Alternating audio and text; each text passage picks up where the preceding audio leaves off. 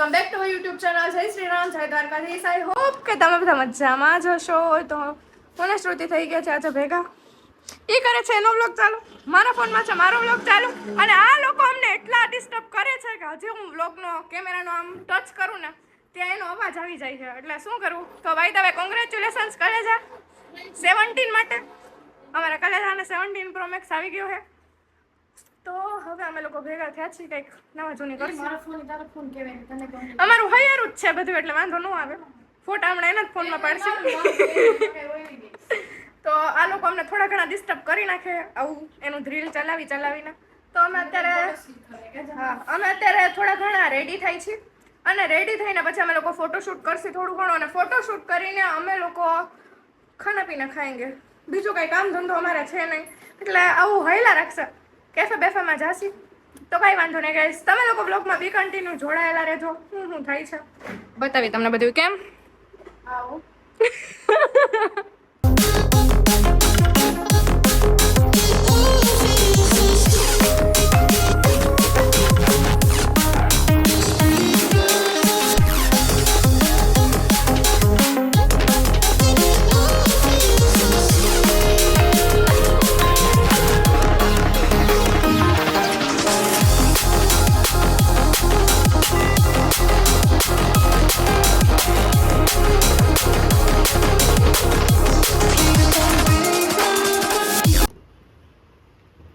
Madam.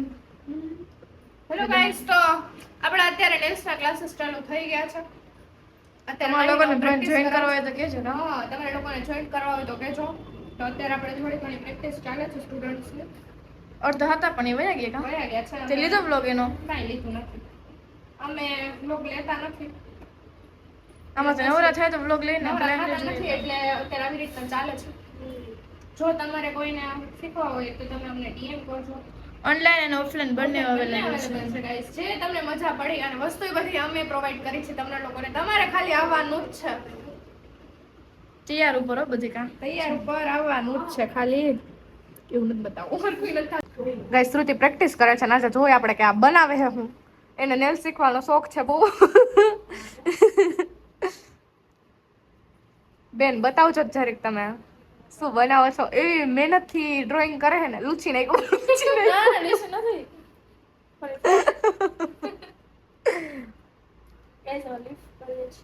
Leaf કરે છે. થાય તો થઈ જશે.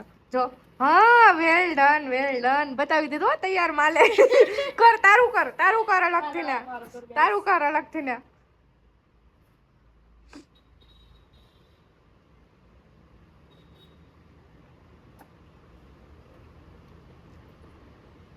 શું લાગે શ્રુતિ તને નેલ આર્ટ ફાવી જાય કે ન ફાવે? આરામથી ફાવી જાય ને. મારું મન હોય તો બધું આપી દે. તો હવે શીખી જાય ને. મારે સીઝન છે મારે વાંધો ન આવે ને. 2-3 ક્લાયન્ટ ને તો સંભાળી લો. લીટોડા નથી કરવાના. એને આવું કર્યું લાઈક આર્ટ કર્યું. યસ, મને હે ને આર્ટ કરતા નહીં એટલો કંટાળો આવે ને. તમે રંગવાનું કે તમને ગમે એ રંગી દો, પણ આ આર્ટ બાટ કરવું એ આપણું કામનું નથી ગાઈસ. અને ઓલું હું કહેવાય કેટાઈ કરવી ને તો આમ કરવાનું. નો, આપણને એવું કઈ ગમે જ નહીં ગાઈસ. જોયું, દાનત જ નથી આની કઈ શીખવાની. દાનત જ નથી. શું કરવું ગમે જ નહીં. પણ મને અમે લોકો આવી ગયા છે અત્યારે નજીકમાં શોપ ઉપર. આજે અમે લોકો કેફેમાં નથી ગયા કેમ કે અંધારું થઈ ગયું છે. અહીંયાની મેગી અમને ભાવે એટલે અમે લોકો મેગી ખાવા આવી ગયા છે. મેં વેજ સાદી મંગાવી છે ને એને શેઝવાન મંગાવી છે. એને બચ્ચાની મંગાવી, મેં મોટાની મંગાવી. ગાઈસ, મારી મેગી બચ્ચા મેગી, એને મેગી મોટાની મેગી છે. શ્રુતિ શું કરો? એ સ્પાઈસી ખાય છે. હું સ્પાઈસી એટલી બધી નથી ખાતી. મને તડકા મેગી જ ભાવે, પણ તો આજે અમે સાદી મેગી જ મંગાવી છે ગાઈસ. એનો બ્લોગ કન્ટિન્યુ કરે છો? ના, મારે કન્ટિન્યુ નથી કરતી. તો કન્ટિન્યુ કરો, એમ નહીં ચાલે. તમારે તમારા વ્લોગમાં ધ્યાન દેવાનું. હમણાં તમારા ફેન લોગ આવ્યા હતા, જોયું ને તમે? અહીંયા શ્રુતિના ફેન્સ મળી ગયા હતા ગાઈસ. તો કઈ નહીં, અમે લોકો હવે ખાઈ પી લઈ. એ લોકો બોયઝ હતા, એ લોકો કીધું કે મારી સાથે ફોટો ક્લિક કરશો, પણ બોયઝ આરે ફોટો ક્લિક નથી કરતી. ચાલો એ લોકો સાચો હોય પણ ખબર નહીં, પછી એ ફોટો બીજે યુઝ થાય તો કદાચ મારા ખ્યાલથી. એટલે હું બોયઝ આરે ફોટો ક્લિક નથી કરતી. Sorry boys. સોરી ભાઈઓ. સોરી ભાઈઓ. શ્રુતિ ફોટોસ ક્લિક નથી કરતી. ભાઈઓ તમે લોકો સમજી ગયા છો ને.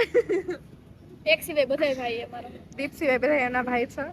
તો કાંઈ વાંધો નહીં ગાઈસ, તમે લોકો બોયઝ મળો ત્યારે શ્રુતિને એવું ફોર્સ ના કરજો કે તમે મારી હારે ફોટો પાડો, સમજી ગયા ને? હવે એને કાંઈ લેવા દઈએ આપણે.